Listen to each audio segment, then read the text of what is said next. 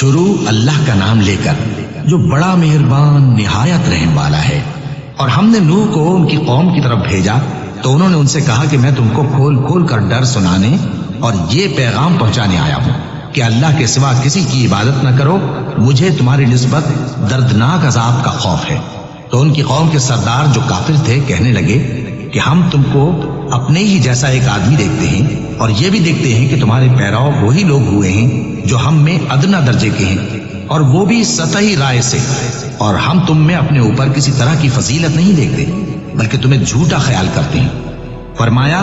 کہ اے قوم دیکھو تو اگر میں اپنے پروردگار کی طرف سے دلیل روشن رکھتا ہوں اور اس نے مجھے اپنے ہاں سے رحمت بخشی ہو جس کی حقیقت تم سے پوشیدہ ہو گئی ہے، تو کیا ہم اس کے لیے تمہیں مجبور کر سکتے ہیں جبکہ تم اس سے ناخوش ہو؟ اور اے قوم میں اس نصیحت کے بدلے تم سے مال و زر کا مطالبہ تو نہیں کرتا، میرا صلہ تو اللہ کے ذمے ہے، اور جو لوگ ایمان لائے ہیں میں ان کو نکالنے والا بھی نہیں ہوں، وہ تو اپنے پروردگار سے ملنے والے ہیں، لیکن میں دیکھتا ہوں کہ تم لوگ نادانی کر رہے ہو۔ اے میری قوم اگر میں ان کو نکال دوں تو اللہ کی گرفت سے بچانے کے لیے کون میری مدد کر سکتا ہے؟ بھلا تم غور کیوں نہیں کرتے؟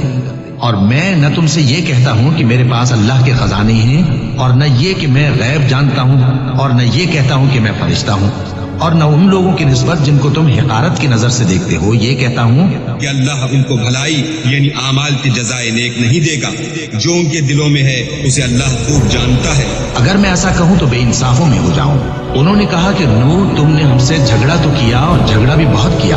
اب اگر تم سچے ہو تو جس چیز سے ہمیں ڈراتے ہو وہ ہم پر لا نازل کرو۔ نوح نے کہا کہ اس عذاب کو تو اللہ ہی چاہے گا تو نازل کرے گا،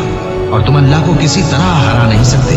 اور اگر میں یہ چاہوں کہ تمہاری خیر خواہی کروں اور اللہ یہ چاہے کہ تمہیں گمراہ رہنے دے تو میری خیر خواہی تم کو کچھ فائدہ نہیں دے سکتی۔ وہی تمہارا پروردگار ہے اور تمہیں اسی کی طرف لوٹ کر جانا ہے۔